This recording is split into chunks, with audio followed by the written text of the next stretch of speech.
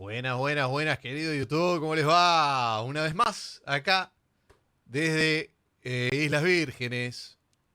Muy bien, muy tranquilo. Y vamos a ver un video que no he visto, una cadena nacional que hizo Bukele hace un tiempo atrás, allá cuando empezó todo el tema de poner presos a los mareros, e ir a buscarlos a todos y todo eso que después se hizo tan conocido a nivel mundial. Bueno, lo empezaron a criticar todos los organismos, tipo la ONU y todos esos organismos internacionales que cuando las cosas están mal en tu país nunca te ayudan para nada, pero cuando querés salir adelante salen a tirar la mala y a decir cuidado, cuidado, los derechos humanos, que los derechos humanos de los malhechores, de los maleantes, de los ladrones, de los corruptos, valen mucho más que de cualquier otro ciudadano normal, ¿no? Entonces, ahí te salen a decir, cuidado con los derechos humanos. Bueno, hubo tanto revuelo que se ve que Bukele los invitó a todos. No a todos, ¿no? Pues tampoco entran, pero ahí como ven las banderas, muchos diplomáticos y organismos los llamó ahí a El Salvador y tuvieron una charla larga. Pero como no la vi y sé que tiene bastante contenido esto como para ver, me interesa. Así que esta es la gran intro que hacemos. Muchos de ustedes me van a escribir, hablas mucho. Obviamente el video, gente, esto es un informativo que voy a hacer antes de arrancar el video para que se enojen ya bien rápido. Que el video original lo pueden ver en YouTube. Si ustedes están viendo el video con mis comentarios, yo voy a pausar el video y voy a hablar en algunos momentos porque si no, no tiene ninguna gracia. No estaría haciéndolo esto porque no solamente resubo contenido, sino que hago una reacción. Que entiendo que puede no gustarte, te lo respeto, pero te digo, si vas a comentar, hablas mucho, bla, bla, bla, o deja el video, no pauses el video, anda a verlo el original, no veas el mío porque no te interesa lo que yo tenga para aportar, que tampoco digo que tenga mucho valor, ¿sí? Gracias, muchas gracias, gente. Espero que lo disfruten, ¿eh? El Salvador, Nayib Bukele. Época de cuarentena. Muchísimas gracias.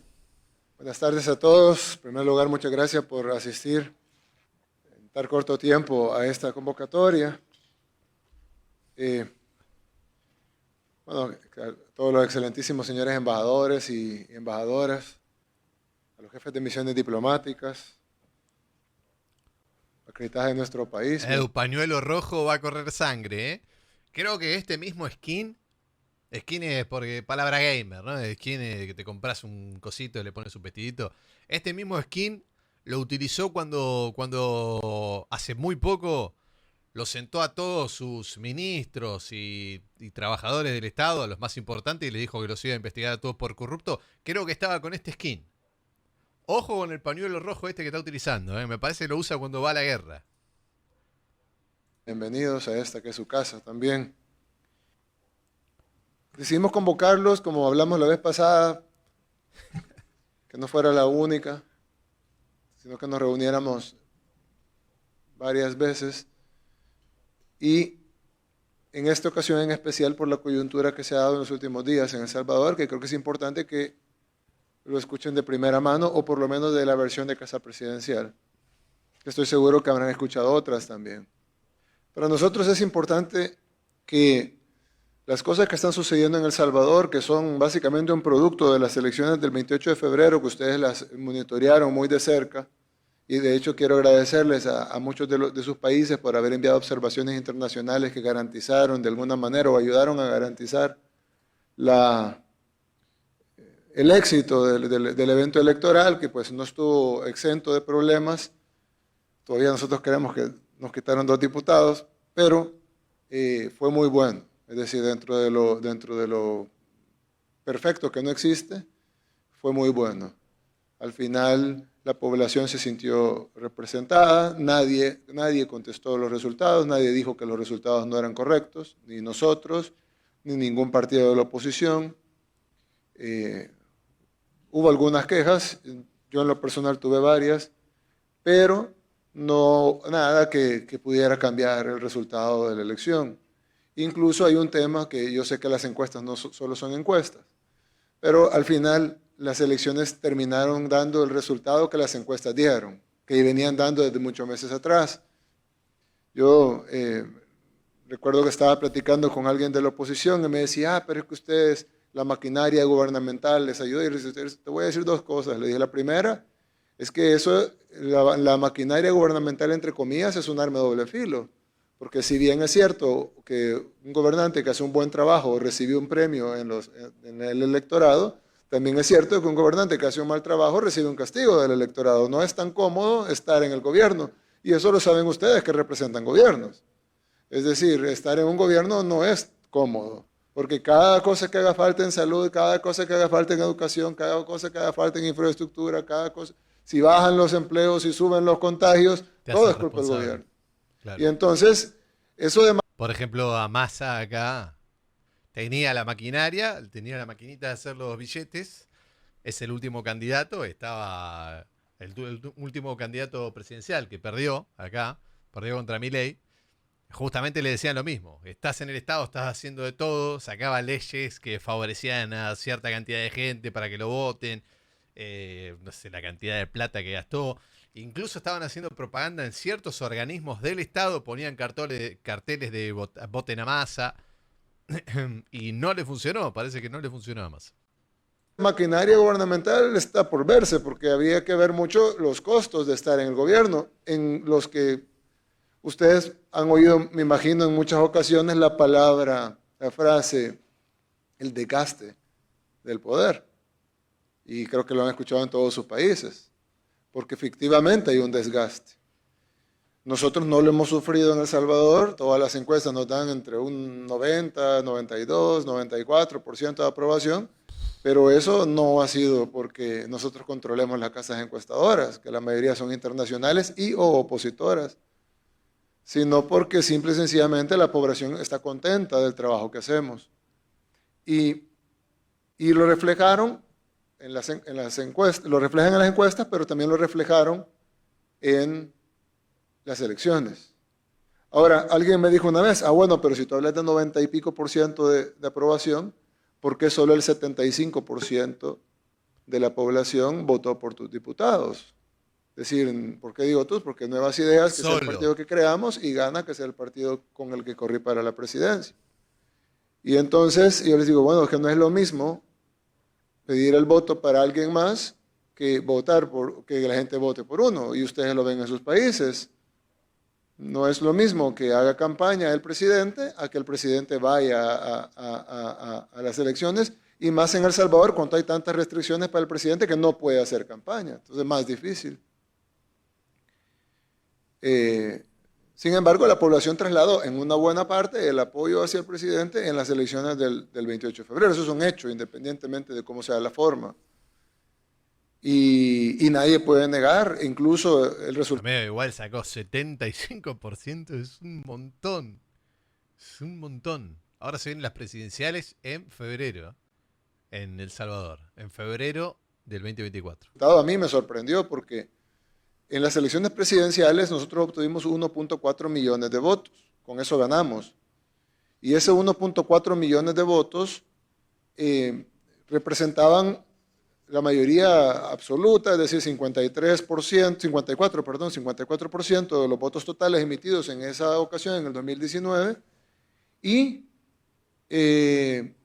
representaba que ganábamos en primera vuelta sin necesidad de un balotaje y 20 puntos arriba del contrincante más cercano, o sea que era una ventaja abultada, suficiente, grande, también con un tribunal manejado por la oposición, igual que en esta ocasión.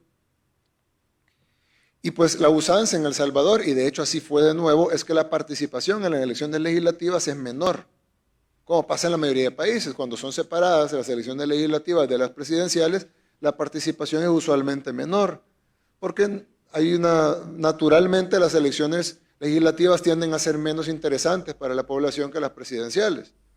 No es que valgan menos, pero la población así es en todos los países del mundo.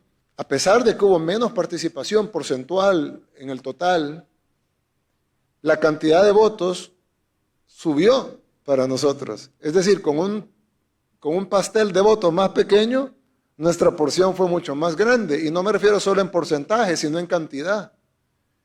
Nosotros ganamos con 1.4 millones de votos en el 2019, pero ganamos con 1.9 millones de votos en el 2021. Claro.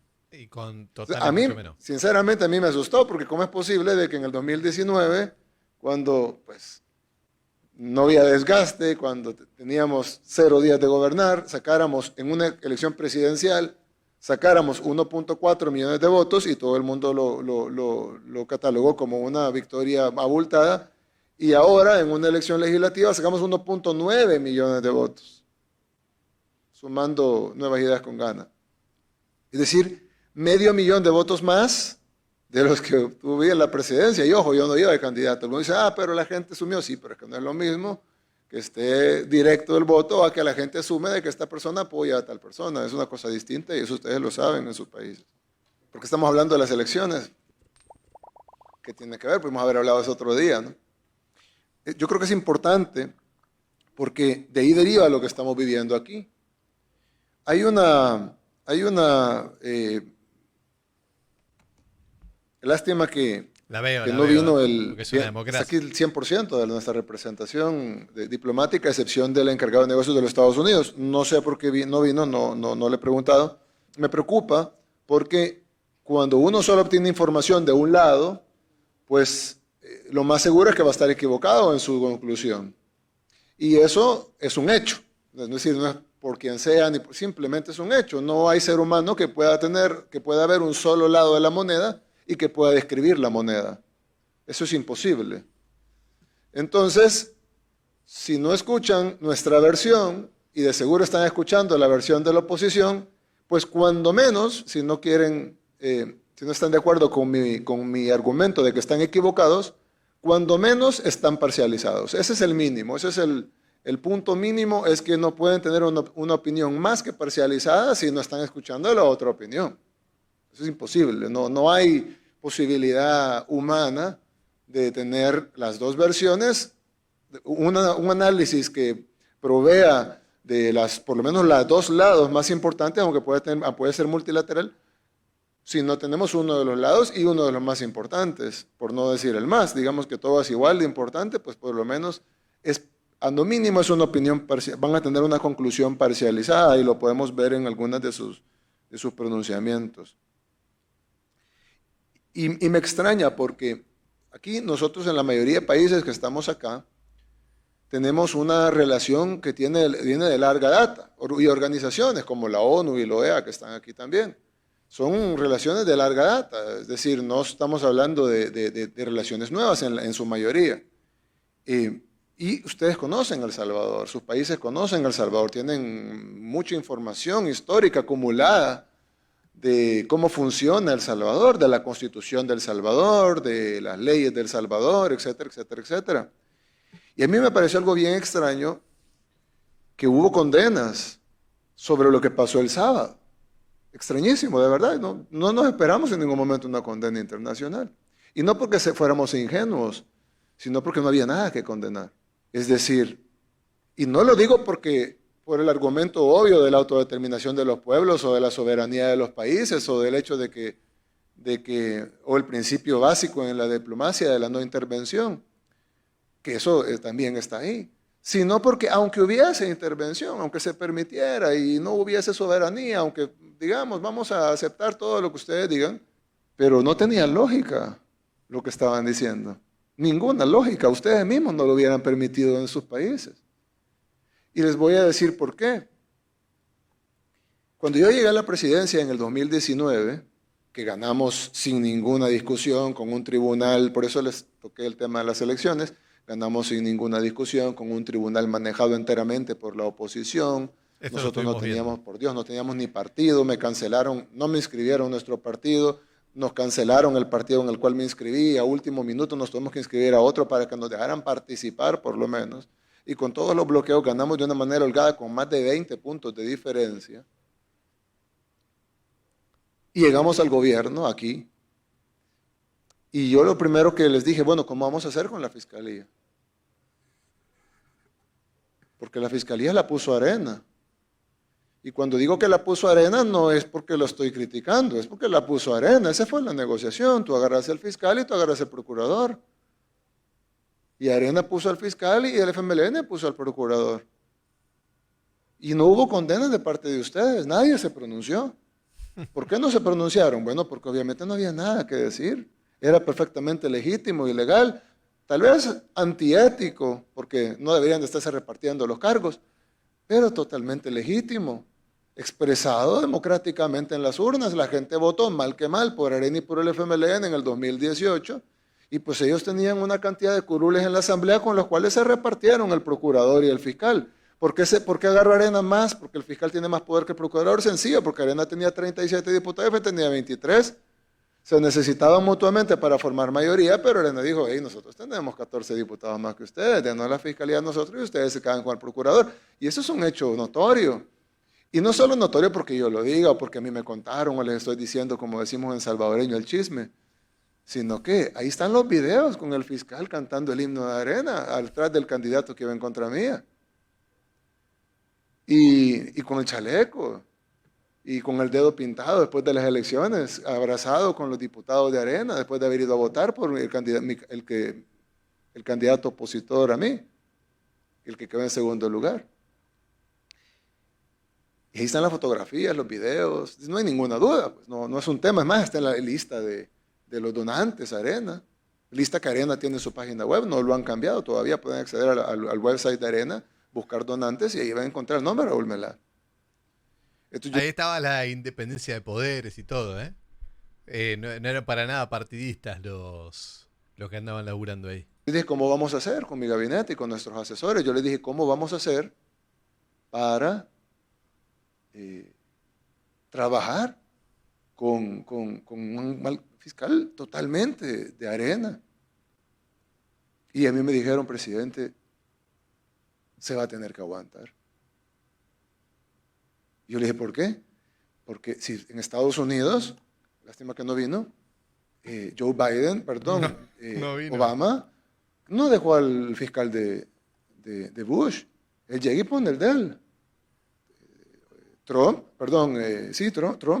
llegó y no dejó al fiscal de Obama, llegó a puso al de él.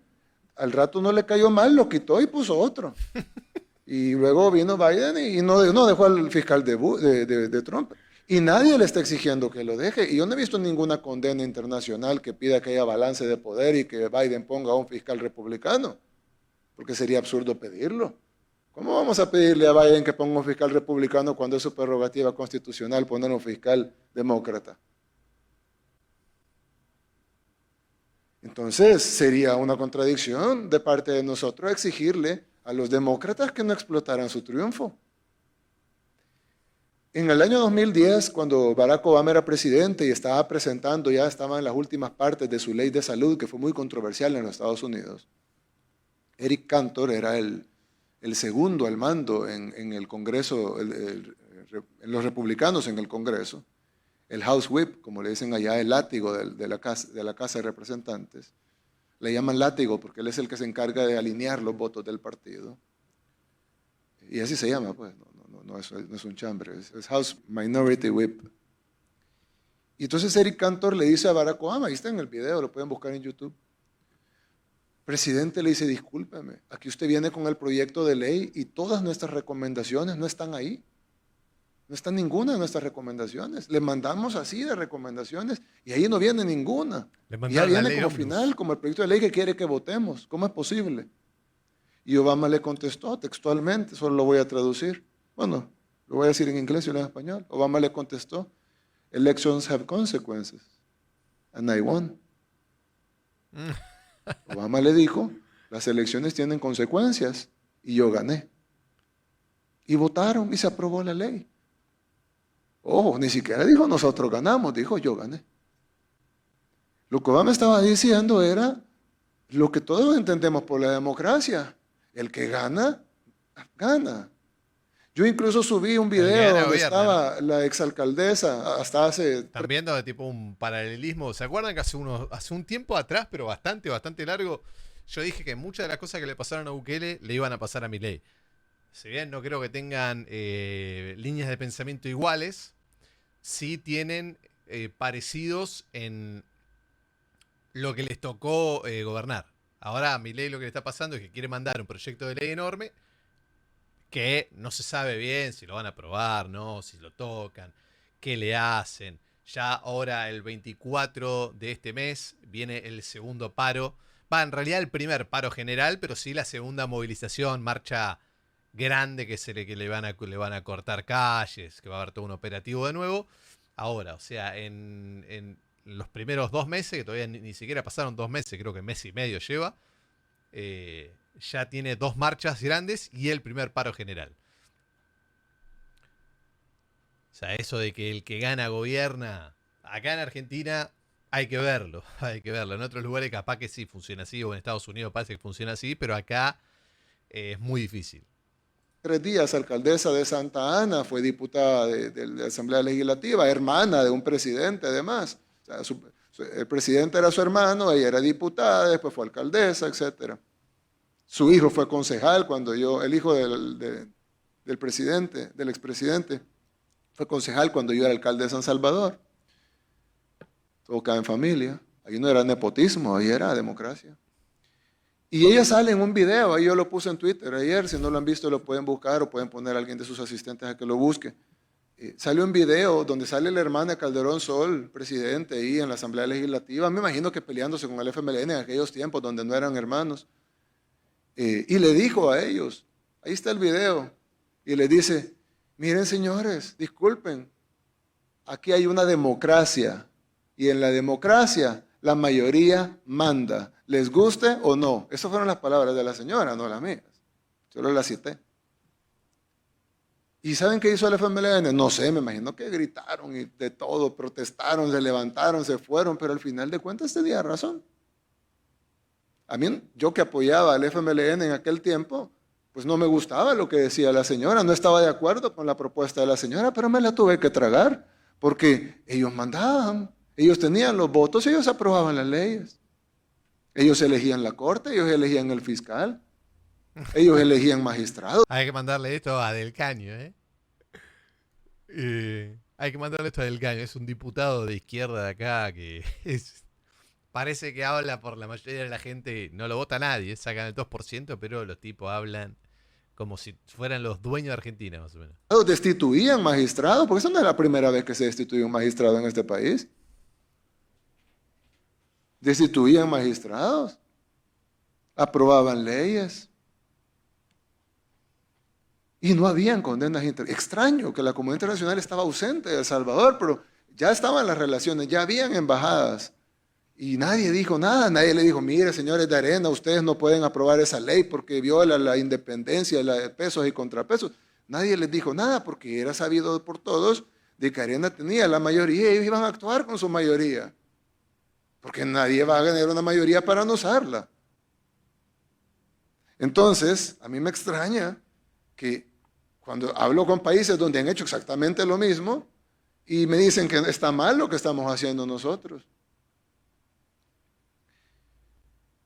A mí me parece, y yo lo he dicho en varias ocasiones, y se los digo de primera mano a ustedes que son nuestros amigos, porque hay una cosa, si a alguien le molesta alguna cosa de las que diga, pues dígamelo, no hay ningún problema.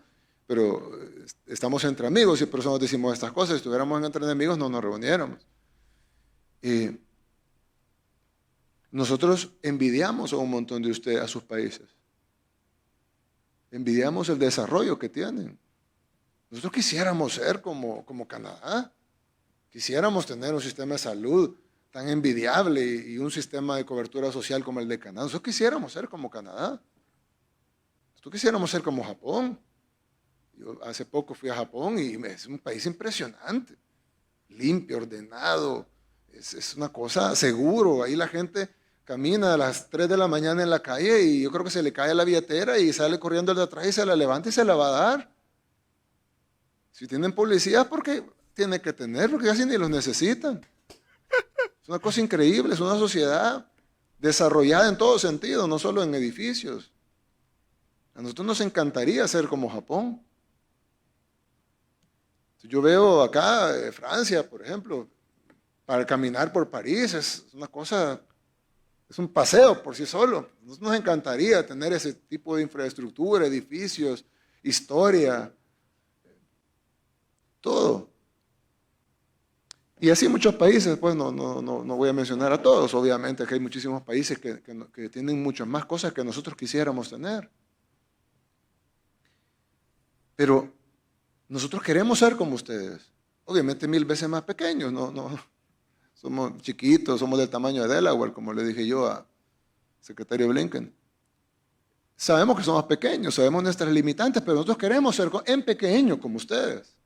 Pero para poder ser como ustedes, nosotros tenemos que comportarnos como ustedes y hacer lo que ustedes hacen, no hacer lo que ustedes dicen. Porque entonces nunca vamos a ser como ustedes, sino solo una colonia o un país subdesarrollado. Amigo. Porque nosotros queremos ser amigos de España, como lo somos, no colonia de España. Porque si nunca no nos vamos a desarrollar. No. Es que el documento... No. No puede. No puede estar. No puede estar tan basado, amigo. No. Les hizo un reconto histórico, les dijo, mirá, nosotros tuvimos democracia, están las elecciones, las ganamos, estamos haciendo todo dentro del marco legal, dentro de lo que se permite, y nos vienen a decir cosas y a condenarnos internacionalmente. Y después les dijo en la cara, queremos hacer lo que ustedes hacen, no lo que ustedes dicen. No. Es espectacular. Lo que pasa es que es también una de cal y una de arena, ¿no? Le tira la buena cuando le dice, les resalta cosas buenas que tienen, que tampoco se van a enojar, ¿no? Son diplomáticos, tampoco se pueden enojar. Pero les dice cosas buenas que tienen para después tirarle, después de 20 minutos de hablar, para tirarle a matar, básicamente. Espectacular. Unos huevos hermosos, ¿eh? Unos huevos hermosos este tipo, ¿eh? El momento que nosotros firmamos, que lo estamos celebrando los 200 años, en 1821, espero que no era un papel muerto. A nosotros nos dieron una independencia. Vaya, aquí está. Usted ahora en adelante va a ser país. No colonia, no protectorado. No. Aquí va a ser país. Entonces yo me la creí, pues. Y dije, ¿somos país? Sí. ¿Soberano? Sí. Entonces, ok. ¿Eso quiere decir que vamos a violar los derechos humanos y de la comunidad internacional? No, claro, pues sabemos que somos parte de una comunidad internacional, somos parte de la ONU, somos parte de la OEA, sabemos que hay organismos multilaterales, sabemos que hay banca multilateral, sabemos que hay un Consejo de Seguridad, sabemos que hay una Carta Democrática de las cuales somos firmantes. No, claro, estamos sujetos incluso a la justicia internacional, etcétera, etcétera, etcétera. No estamos diciendo que somos un asteroide entre Marte y Júpiter. No, nosotros somos parte de la comunidad internacional y somos sus amigos y sus aliados. Y lo hemos demostrado. Pero una cosa, si ustedes ven que El Salvador está haciendo algo mal, díganlo. Díganlo. Actúen en consonancia. ¿Pero qué fue lo que hicimos? Que alguien me explique por qué las condenas. Si la Constitución le da la facultad a la Asamblea textualmente de nombrar y de remover a los magistrados de la Sala de lo Constitucional. No les terminé la historia del fiscal. Tuvimos que tener un fiscal de arena. Y yo les dije, ¿cuándo vamos a poder tener nuestro fiscal? Y entonces me dijeron, mire, presidente, para tener su fiscal, o un fiscal afín, usted tiene que esperarse primero 2 años. Segundo, tiene que mantener la popularidad donde la tiene, porque luego va a tener que impulsar un partido nuevo que nunca ha ido a elecciones y va a tener que sacar el récord en la historia de El Salvador, en toda la historia de El Salvador, lo tiene Arena. En 1991, Arena obtuvo 39 diputados. Y nunca nadie, ningún partido, ni siquiera el poderoso FMLN o el mismo Arena en el futuro, logró superar el récord de 39 diputados. Es más, de acuerdo a todos los analistas políticos, y ustedes los escucharon desfilar en todas las entrevistas, obtener la mayoría simple, es decir, la mitad más uno de los votos o la mayoría absoluta, como se llama en otros países, es matemáticamente imposible por el sistema de cocientes y residuos. Es muy difícil superar el récord de 1991 de 39 y es imposible llegar a 42 más 1, o sea, llegar a 43, la mitad más 1 de los votos. Eso es imposible. Pero fíjese que está peor, porque para poder elegir un fiscal va a necesitar 56 votos. Y eso no es imposible, eso es peor que imposible, eso no va a pasar, no importa lo que haga. Pero pasó. Ah, ¿lo sacó por votación? Y con 64, no con los 56 que dice la Constitución, con 64 votos, 8 de sobra, se destituyó al fiscal y a los magistrados. Tal cual dice la Constitución, pero con 8 diputados más.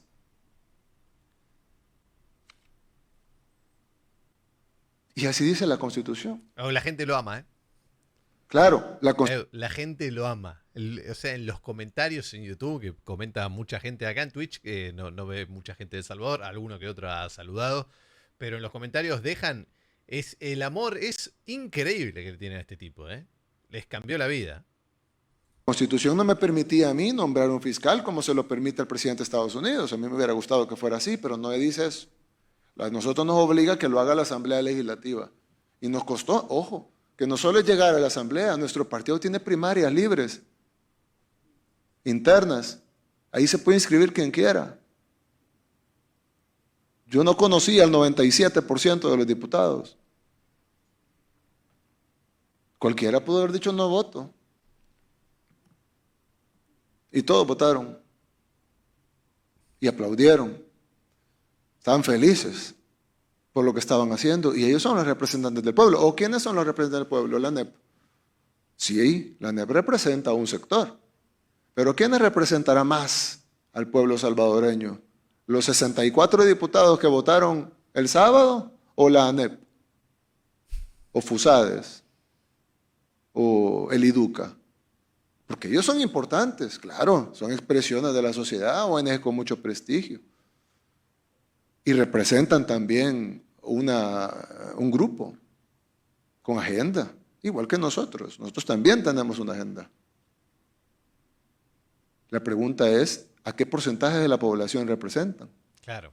Cuando aquí vino el enviado especial de los Estados Unidos para el Triángulo Norte, como ellos han decidido llamarnos a nosotros, yo siempre digo que no me gusta que nos llamen Triángulo Norte, aunque amo a Guatemala y a Honduras y a todos los países centroamericanos y creo que deberíamos de ser el mismo país. Pero no estoy de acuerdo con que nos llamen Triángulo Norte porque en primer lugar no somos ningún triángulo ni estamos al norte. ¿Norte de qué? Norte de Nicaragua, pero al sur de México. Han decidido llamarnos así, unilateralmente. Algún día lo vamos a llamar el cuadrado de Norteamérica. Entonces, nos dice el Triángulo Norte. Y mandan al enviado especial.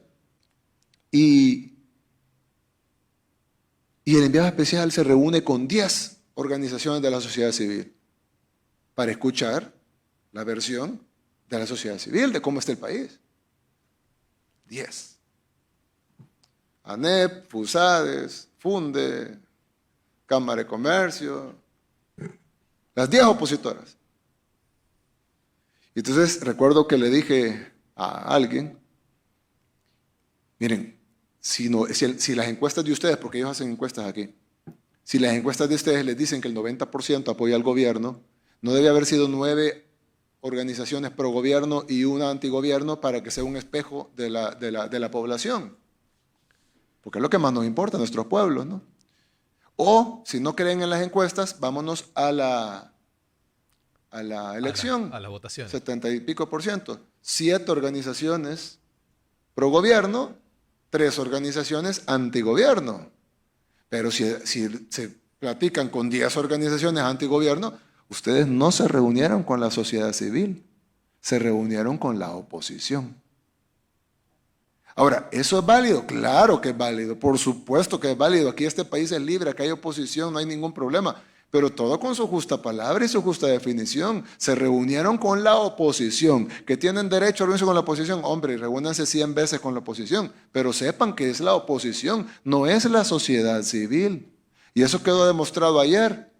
26 organizaciones convocan a una manifestación. Salen los líderes de las 26 organizaciones y llegaron 100 personas a la manifestación. O sea que cada organización social representa 4. Era una familia. ¿Tienen derecho a manifestarse? Sí, ustedes vieron que se reprimiera a la gente. Los golpeamos, les tiramos gas lacrimógeno, como se hace en otros países. Porque yo veo los videos donde están los tanques de agua, les tiran gas lacrimógeno. ¿Cómo eran 26 organizaciones y eran 100 personas? Es una locura. 26 organizaciones salieron a la calle y vos decís, bueno, salieron 70.000 personas de la calle. 100 personas. Golpean, mueren la gente manifestándose. Y en El Salvador llevamos 2 años de gobierno y no hemos utilizado una lata de gas lacrimógeno.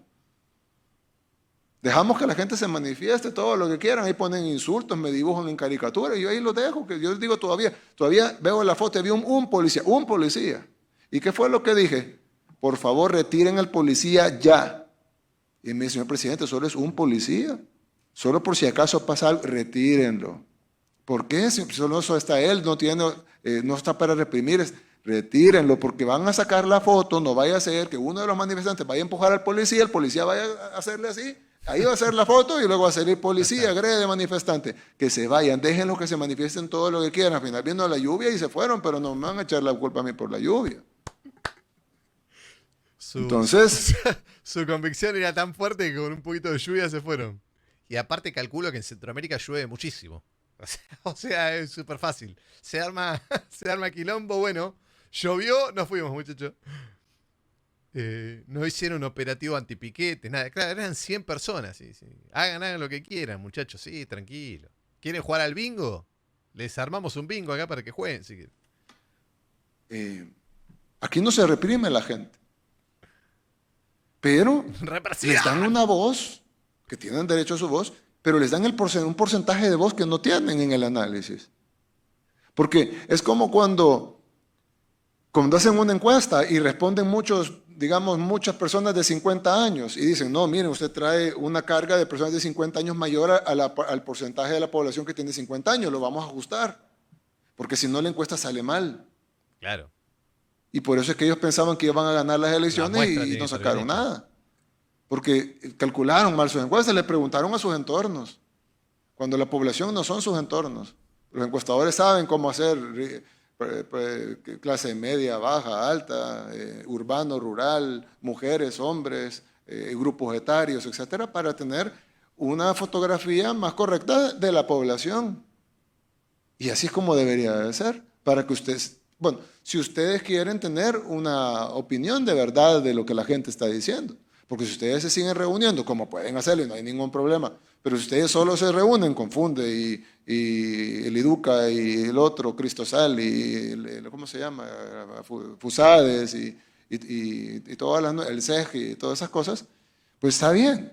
Pero son 100% opositores, sépanlo. Unos se dicen de izquierda, otros dicen de derecha, pero son oposición al gobierno toditos. Antes se entendía más, porque antes había un binomio. Antes estaba Arena y estaba el FMLN. Arena tenía sus ONG y el FMLN tenía sus ONG. Entonces estaba bien ser 5 y 5. Pero ahora los 10 son opositores. Nosotros no tenemos ONGs, porque somos un partido nuevo. Probablemente dentro de 10, 20, 30, 40 años, como tienen ellos, vamos a tener nosotros también nuestras 25 ONGs. Pero ahorita no tenemos ninguna.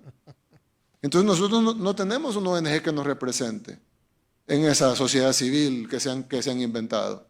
Y digo inventado porque la verdadera sociedad civil es la gente que está en la calle trabajando. La señora que está en el mercado, el obrero que está en la fábrica, el campesino que está en su tierra, labrando su tierra, ahorita ya no porque es de noche. Las personas que están en los buses ahorita, que van para sus casas o en sus carros, en el tráfico. La gente que fue a votar el 28 de febrero. Esa es la verdadera sociedad civil. No son los que salieron en la foto en el domingo. Esos son un grupo de poder con una agenda. ¿Tienen derecho a ese grupo de poder? Sí. ¿Tienen derecho a tener agenda? Sí. ¿Tienen derecho a dar conferencia de prensa? Sí. ¿Tienen derecho a convocar una manifestación pírrica? Sí. ¿Pero son ellos la sociedad civil? No. No son mayoría tampoco. Está bien. Por ejemplo, yo veo el reporte de la OEA que sacan y dicen, nos hemos reunido con la sociedad civil. ¿A qué sociedad civil se reunieron? Se reunieron con unos grupos de oposición, porque la sociedad civil jamás hubiera dicho lo que dice el reporte de la OEA, jamás. Pregúntenle a la verdadera sociedad civil. ¿O ustedes creen que un gobierno odiado, que viola los derechos humanos, que reprime a su pueblo, que, como dicen los reportes que sacan, tuviéramos 90% de aprobación?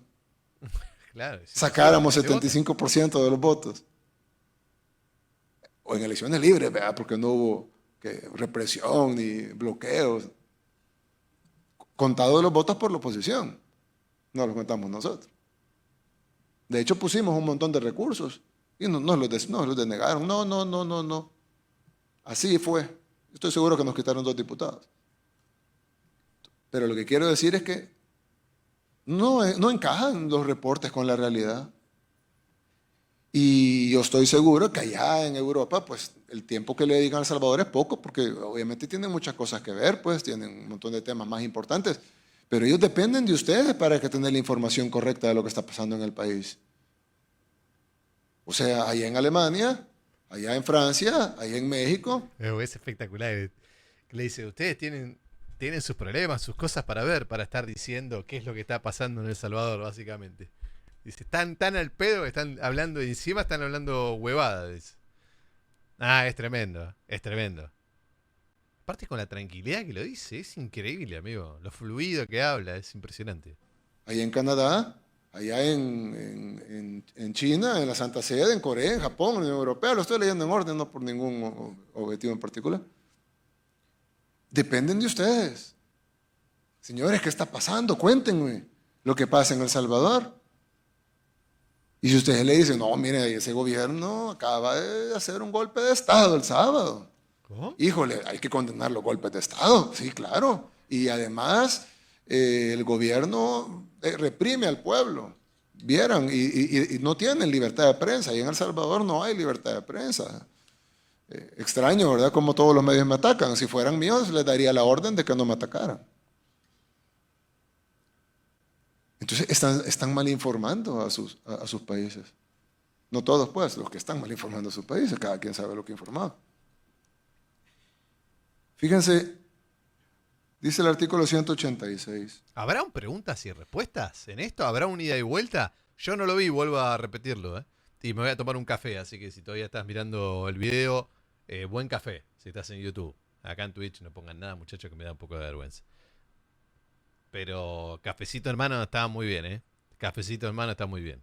Artículo 186 de la Constitución de El Salvador, que es la que tenemos que seguir, pues. Puede tener mis peros, pero este es nuestro marco constitucional. Se establece la carrera judicial. Punto. Y aparte. Y aparte. Los magistrados de la Corte Suprema de Justicia serán elegidos por la Asamblea Legislativa para un periodo de 9 años. Podrán ser reelegidos, es decir, podrán quedarse 18, ¿verdad? 18. O 27. Y se renovarán por terceras partes cada 3 años. Es decir, en una situación normal, pues cada 3 años se renueva la tercera parte de la Corte. Punto. Y aparte. Y luego dice, podrán ser destituidos por la Asamblea Legislativa por causas específicas previamente establecidas por la ley. Punto. Y luego dice, tanto para la elección como para la destitución, deberá tomarse con el voto favorable de por lo menos los 2/3 de los diputados electos. Ah, ok. Punto. Voy entendiendo. Se ve que hicieron algo con los jueces, ¿no? Yo no veo fallas en la lógica.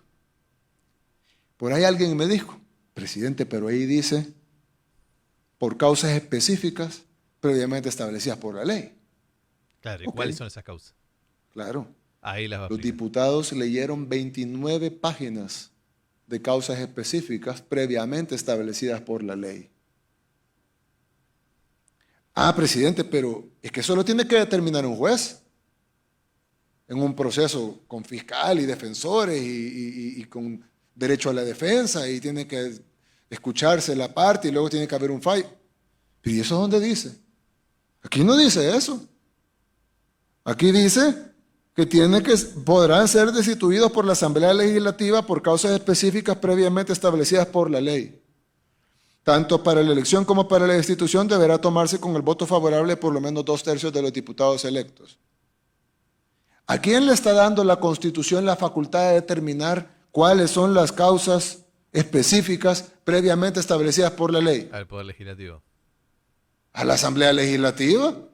Si aquí dice. Es decir, la Constitución obliga a los diputados a que razonen su destitución. No pueden destituirlos porque les sacó la lengua. Tienen que destituirlo por razones específicas previamente establecidas por la ley, pero no dice que lo tiene que determinar un juez o que tiene que irse a un juicio o que tiene que hacerse una especie. Aquí no dice ningún tipo de proceso. Lo que sí dice es que lo harán los diputados con 2/3 de los votos como mínimo y que tienen que razonar lo que digan. Tienen que haber causas específicas. Los diputados las dieron, 29 páginas de causas. Y ahí están. Les podemos dar una copia incluso, o creo que están en las redes sociales. ¿Dónde está la violación aquí? Te puedo mandar una copia. ¿Cómo pueden condenar algo que es lo que dice porque cumplimos la Constitución? Porque si no la cumpliésemos, hay gente que alegaría soberanía y todas esas cosas. Pero aquí no estamos hablando de no cumplir, aquí estamos hablando de cumplir al pie de la letra. Entonces, parecería que les pasa lo que le pasa al encargado de Estados Unidos, que no escucha la versión, les dicen a saber que es Andrés en otro lado y termina publicando eso porque no escuchó la otra parte, cuando es evidente que podíamos tomar esa decisión. Claro, no lo podía hacer yo como presidente, porque aquí no dice el presidente podrá destituir. Por eso no lo hicimos en el 2019. Yo lo hubiera quitado el primer día. Pero aquí no dice que puedo hacerlo. Y estoy sujetado a esto. Y los diputados también están sujetados a esto. Y los magistrados también están sujetados a esto. Ahora resulta que yo estoy sujetado a la Constitución, como siempre me lo dijeron durante estos 2 años. Los diputados están sujetados a la Constitución, pero los magistrados no están sujetados a la Constitución, porque ellos, aunque la Constitución diga que pueden ser destituidos, de repente no pueden ser destituidos. No entiendo. Entonces, O sea, las críticas generalmente, esto va en respuesta, creo que lo dije al principio, pero esto va en respuesta a que le dicen dictador, ¿sí? Este es el tema, dice que El Salvador, que es un dictador, que es anticonstitucional lo que hace, que viola los derechos humanos. Esas son las críticas principales opositoras a Bukele y a todo lo que está haciendo. Es espectacular, amigo. Está hace casi 40 minutos una tras otra. Y no hay ida y vuelta, nada. Es increíble. Es un discurso totalmente freestyle, no está leyendo nada y va llevando el hilo de la conversación perfecto. Va saltando, trajo historia, ya llega a la actualidad, y saca los datos, te explica, te agarra la ley, te la explica y te dice, acá no nos pasamos, está palabra por palabra, la cumplimos. O sea, nos están condenando por cumplir nuestra propia ley. O por hacer ejercicio, ¿no? De leyes que tienen en su constitución, que se pueden utilizar o no, pero que las están utilizando a su favor, porque lo verán necesario para hacer los cambios que tienen que hacer. Pero está haciendo todo lo que tiene permitido hacer, y lo critican por eso. a nosotros nos preocupa porque esta asamblea, estos diputados, mejor dicho, porque la asamblea se compone de otros diputados también, los que no votaron, aunque sean minoría, pero esta asamblea está haciendo lo que prometió. Está cumpliendo. Por eso es que ustedes no ven manifestaciones, grandes manifestaciones en las calles. Porque el pueblo no se manifiesta, que el pueblo salvadoreño sea timorato, o sea, que hasta una guerra hubo de 12 años civil. Aquí estamos acostumbrados 12 años. a darnos duro. Hola. Si por un partido de fútbol a veces hay muertos. Aquí no son suaves, o que no son tranquilos, no. El pueblo está contento. Yo pensé que había sido menos, amigo. 12 años. Yo recibo una encuesta diaria, de todo lo que es el gobierno, evaluación, etcétera. Subimos 2 puntos hoy.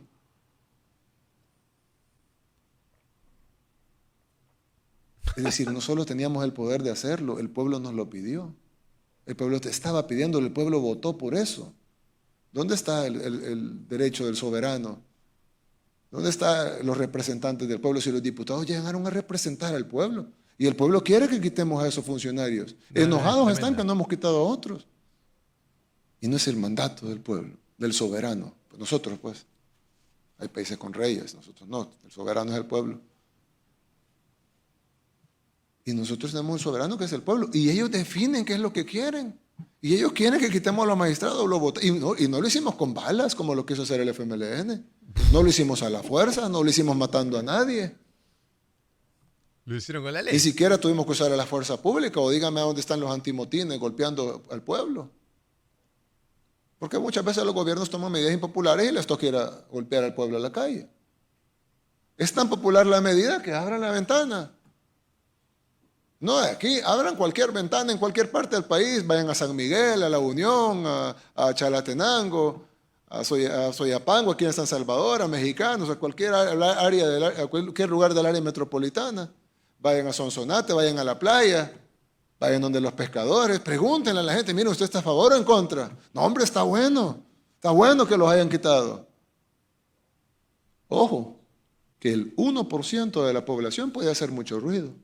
Porque El Salvador tiene 7 millones de habitantes. El 1% son 70,000. Claro. Si ellos pudieran galvanizar al 1% de la población, nos ponen 70,000 personas en la calle. Quitamos a los bebés, nos ponen 50,000 personas en la calle. Los bebés y los niños pequeños. Y los muy ancianos. Nos ponen 50,000 personas en la calle con el 1% que pudieran movilizar. Y no pueden poner 50. Eso acá se hace mucho, eso. Acá se hace mucho. Lo que está diciendo es clave, pero está hablando de números y acá se hace mucho eso. Se mete mucha presión con muy poco porcentaje representativo de esos votos. ¿Se entiende, no? El 1% son 50,000 personas. 50,000 personas te hacen un desastre en el centro de la ciudad. Esto acá nosotros en Argentina lo vivimos. Claramente lo vivimos que en diciembre del año pasado lo votaron a Milei y ya están con las marchas. Y las marchas capaz que son 20,000, 30,000, 50,000 personas. También nosotros tenemos mucha más población, ¿no? También el territorio es gigante y no viene alguien de Salta a Capital Federal porque las distancias son enormes. Se moviliza gente que vive en Capital y en el conurbano, ¿no? Bonaerense, que es la parte más cercana a la capital argentina. Pero se moviliza poca cantidad de gente comparada al porcentaje de votos que sacó el presidente. 50,000 gentes en la calle. Ni 10,000. Y los de la comunidad internacional que se molestaron es porque los malinformaron. No les dijeron que la Constitución de El Salvador lo aceptaba y no les dijeron que era el resultado de una elección libre y democrática y no le dijeron que era lo que el pueblo pedía. Entonces, ¿de qué lado están? De la oposición. Del FMLN, que sacó 4 diputados, 3 de ellos por residuo. 4 diputados sacaron Sí, como... claro. ¿Cuántos sacaron? Como 60 sacaron, no sé. 75% de los votos tuvo. Es una locura. Tenés más teléfonos. Este es el artículo 25 de la Ley Orgánica de la Fiscalía. Aparte del de la Constitución, que quítame la clave porque dice, destitución del fiscal general. Ojo, que esta ley no la hicieron estos diputados, se la hizo otros diputados, obviamente. La ley Ya tiene estaba ratos. hecha, no la hicieron. Dice, artículo 25, el fiscal general será destituido por la Asamblea Legislativa con el voto favorable de las 2/3 partes de los diputados electos, en votación nominal y pública, que fue con votación nominal y pública, como le hicimos, que es 1 por 1, ¿verdad? Fulano de tal, levanta la mano, a favor. 1 por 1, por eso fue tan larga la votación, porque 1 por 1. Dice, el fiscal general será destituido por la Asamblea Legislativa con el voto favorable de las 2/3 partes de los diputados electos en votación nominal y pública por las siguientes causas legales. A, por incumplimiento de las funciones que le correspondan. B, por sentencia penal condenatoria firme. Ahí es donde hablábamos de cuando tiene que haber una sentencia. Sí, esa es una de las causales, pero no es la única. C, por conducta evidentemente reñida con la moral. No es el caso. D, por manifiesta incompetencia en el ejercicio de sus funciones. Entonces, él fue destituido por incumplimiento de las funciones que le corresponden y por la manifiesta incompetencia en el ejercicio de las funciones. Además de la sentencia de la Sala de lo Constitucional, donde dice que no puede tener afinidad partidaria, que la tenía clara. Entonces, corregimos una inconstitucionalidad que la Sala de lo Constitucional anterior no quiso resolver. Las 2 sentencias que se han dado de parte de la Sala de lo Constitucional de destitución de un fiscal general ordenan sin posibilidad de decir sí o no a la Asamblea Legislativa que cuando un fiscal general, incluso habiendo sido electo, no cumple con el elemento de desvinculación partidaria, sea formal o material, necesariamente debe de ser depuesto del cargo. Así dice la Sala de lo Constitucional en su jurisprudencia. Y eso, la jurisprudencia de la Sala está incluso por encima del tema legislativo. Y eso fue la justificación que se hizo. Habían hechos notorios, habían evidencias, como dice la otra sentencia de la Sala, cuando existan elementos fácticos y la Asamblea Legislativa verifique, la Asamblea tiene que proceder. Así se han destituido alrededor de unos 12 funcionarios públicos, fiscal general, magistrados, y en esas 12 sentencias obliga a la Asamblea Legislativa también a verificar a partir del 186 y la mandata a que si no ha cumplido los requisitos, entonces que le deponga del cargo. Eso, por supuesto, les podemos mandar las 12 sentencias y eso no es la ley. Eso es el mandato de una sala que en nuestra jurisprudencia, así como las diferentes cortes que ustedes tienen, hemos tenido la oportunidad de verificarlas, la jurisprudencia se equipara al texto de la Constitución. Es decir, la Asamblea no tiene la posibilidad de decir o no si un funcionario incumple de destituirlo. Y eso es lo que sucedió. Ojo, que Javier se refiere a la sala como el organismo, la institución. Sí. Los magistrados de la sala que pronunciaron esas sentencias han sido muchos magistrados en diferentes tiempos. Sí, las salas anteriores. Salas anteriores. De hecho, perdón, presidente, la jurisprudencia tiene vinculación independientemente del carácter subjetivo del magistrado, es decir, la persona. Y eso, solo lo comento rapidito para darle la palabra al presidente, fue el quebrantamiento de esta sala, lo digo con todo el conocimiento de toda la jurisprudencia, y el apartamiento de su misma jurisprudencia. Por ejemplo, hay un mandato en la reforma del artículo 90 del 1 en el año 97, donde dice la Asamblea Constituyente que ningún derecho puede ser protegido si no se protege el derecho a la vida. Y esa sentencia lo retoma la Sala de lo Constitucional en diferentes sentencias, por el caso, por ejemplo, de la sentencia 19-2012, donde declaran inconstitucional al presidente de la Corte Suprema de Justicia y obligan a la Asamblea Legislativa a verificar los requisitos que un magistrado tiene, y el primer requisito es ver el carácter personalista de la Constitución, es decir, proteger los derechos fundamentales. Y de ahí ustedes conocen muchísimo la historia de cómo cambiaron su jurisprudencia, cómo no dieron las medidas necesarias, la modulación que dijo la Asamblea Legislativa, donde, por ejemplo, declaran inconstitucional los mecanismos al presidente. Estoy hablando de decretar la emergencia. Estoy hablando de los 29 decretos que se declararon inconstitucionales, todo el Código de Salud, pero no dan medidas alternativas, como por ejemplo lo hizo la Corte Constitucional de Colombia, o como por ejemplo lo hizo el Tribunal Federal Alemán cuando le presentaron las demandas. ¿Cuáles son las medidas? Eso se llama modulación de sentencias, que la Sala tuvo que haberle puesto plazo, tuvo que haberle ordenado a la Asamblea Legislativa en un tiempo correspondiente, como lo hizo en el año 2011 y 12, cuando ordenó a la Asamblea que legislara el voto cruzado. Y dijo la Sala, si no lo legisla, aplique directamente la Constitución al Tribunal Supremo Electoral. Estamos hablando de derechos electorales, derechos fundamentales. Con mayor razón cuando se trata del derecho a la vida, dice su misma jurisprudencia, y el derecho a la salud. Y bueno, hay muchos más elementos, pero... Pero es excelente porque esos son parte de los motivos por los cuales fueron destituidos. Y puedo añadir algo, y con todo el respeto de la Asamblea Legislativa, aún a la Asamblea Legislativa en el documento, en las 29 páginas, le faltaron ciertos requisitos, ciertas infracciones que debió incorporar. Aquí hay alrededor de 7 demandas de inconstitucionalidad que presentaron médicos, porque la Sala admitió las demandas de médicos, por ejemplo, en un caso del Seguro Social que estaban aplicando una medicina a niños, y la Sala en ese momento dijo: los médicos tienen la legitimación activa. ¿Qué es eso? que pueden demandar a partir de la defensa del interés colectivo de la salud. Aquí hay 7 demandas que presentaron los médicos a la sala diciéndole hay violación masiva de la salud, sala. O sea, ordénele a la Asamblea Legislativa. ¿Cuántas fueron admitidas? Ninguna. Y lo digo con el respeto y cariño que les tengo a los ex magistrados, platicando con los 5, yo les decía, pero ¿por qué no lo admiten? Y ellos, los 5, me decían, lo estamos analizando, frente a una pandemia. Y lo quiero decir acá.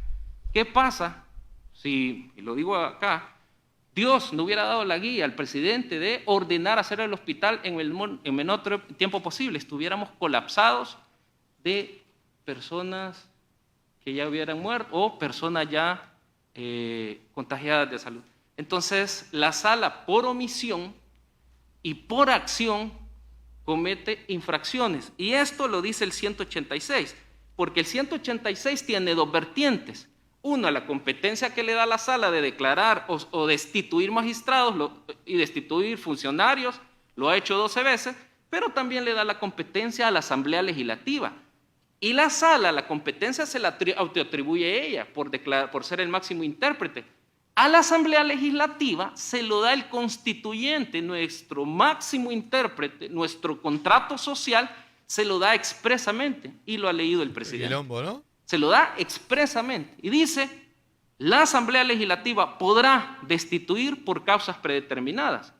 Platicábamos con la embajadora, y me decía ella una duda muy interesante. Lo que pasa que las causas... Esto, viste que la ley son 3 oraciones, pero literalmente, o sea, la ley dice 3 oraciones que son las que leyó Bukele, pero después vos hacen un análisis que parecés vos con estos sujetos, el predicado, viste, cuando tenías 8 años y estabas en lengua, este es el sujeto, este es el predicado, este es el verbo, está en... ¿Qué decías? ¿Para qué es esto? Bueno, esto parece que les interesa, va por ahí. Nunca más lo usaste, ¿viste? Eso, nunca más. Nunca. Este es el adjetivo, este es el sustantivo propio. Nunca más en toda tu vida utilizaste esa información, pero en ese momento eras un analista de oraciones. No lo sabías, no sabías en qué te ibas a convertir.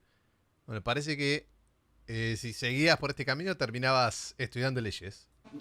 Lo comentaba, me imagino por alguna plática, las causas predeterminadas deben de estar en la ley. Yo decía, no solamente están en la ley. La sentencia 19/2012 habla del funcionario constitucional y da los requisitos para que ese funcionario pueda sostener esa investidura. Y a partir de eso le mandata a la Asamblea que si el funcionario no cumple, no solamente que no lo elija, sino que lo deponga. Eso lo dice la jurisprudencia. Entonces, el sustento, y de verdad lo digo con todo el respeto de la Asamblea Legislativa, todavía le faltaron elementos más para agregar el sustento y las infracciones predeterminadas por la jurisprudencia, no, ni siquiera por la ley, sino por la jurisprudencia que tiene un nivel, dice las sentencias de la sala, igual que el texto constitucional. Y hay más, pero, perdón. No, y hay una cosa que resaltar de lo que más, dijiste, Javier. Ya... No lo había pensado ni siquiera. La sala de lo constitucional ha destituido magistrados. Perdón, ha destituido funcionarios, ministros. Recuerdo cuando destituyeron al ministro de Seguridad. Ah, bueno, se metió en el Ejecutivo. ¿Sí? Porque decían que era militar. Era militar, pero estaba de baja, pero lo quitaron, independientemente si era bueno o no, lo quitaron. También destituyeron no solo a un magistrado, sino que a un presidente de la Corte. La Sala de lo Constitucional destituyó a su propio presidente. Y la abrogación de ese derecho no está en el texto. Es correcto. El texto constitucional no dice la Sala de lo Constitucional podrá destituir magistrados, ministros, no lo dice. Y ellos, a interpretación, se lo autoatribuyeron.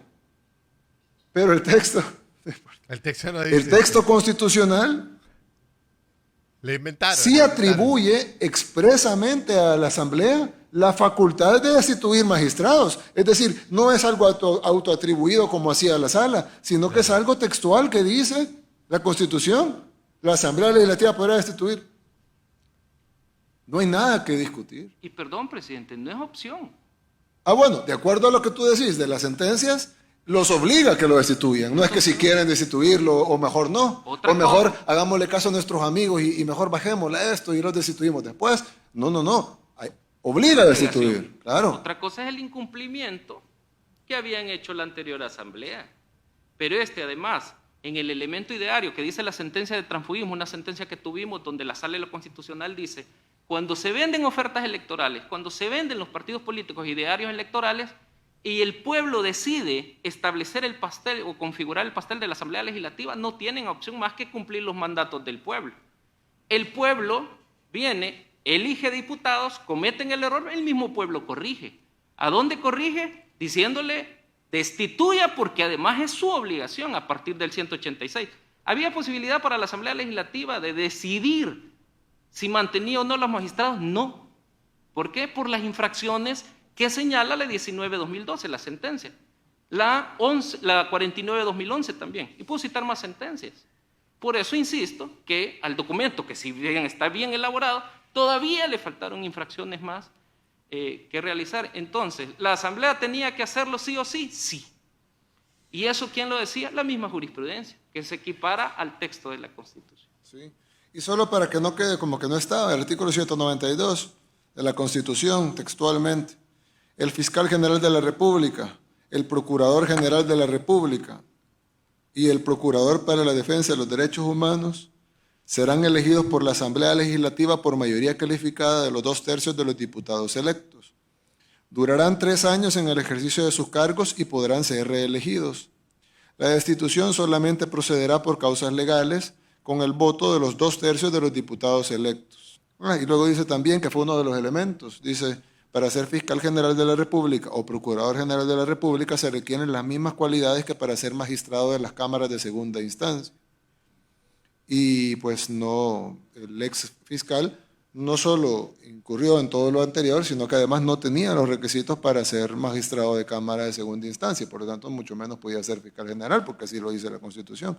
Entonces, los diputados anteriores cometieron una inconstitucionalidad al elegirlo. Esa inconstitucionalidad se presentó en diversas demandas de inconstitucionalidad ante la Sala no resolvió a tiempo esas demandas y luego la población se encargó vía electoralmente de remover a los diputados que estaban, poner nuevos diputados que se encargaran de corregir esas inconstitucionalidades. Y los nuevos diputados tenían, de acuerdo a las sentencias, tenían que corregir esas inconstitucionalidades porque si no caían en inconstitucionalidad por omisión y cometían la misma infracción, por no llamarle otra cosa, de los diputados del 2018 a 2021. Las infracciones legales del fiscal, que eran más notorias, están en la sentencia cuando declararon inconstitucional al exfiscal Astor Escalante. Están en la sentencia cuando se declaró inconstitucional el presidente del Consejo Nacional de la Judicatura. Están en la sentencia cuando se declaró inconstitucional a los magistrados del Tribunal Supremo Electoral. Están en las sentencias cuando se declaró inconstitucional a los magistrados de la Corte de Cuentas. Eso se llama vinculación material partidaria. Eso es, dice el constituyente a través de la sentencia, imposible. Que un funcionario esté ahí, la Asamblea no está facultada para elegirlo, pero además está obligada a destituirlo en caso se dé la infracción. Exactamente. Bien, esa era nuestra exposición.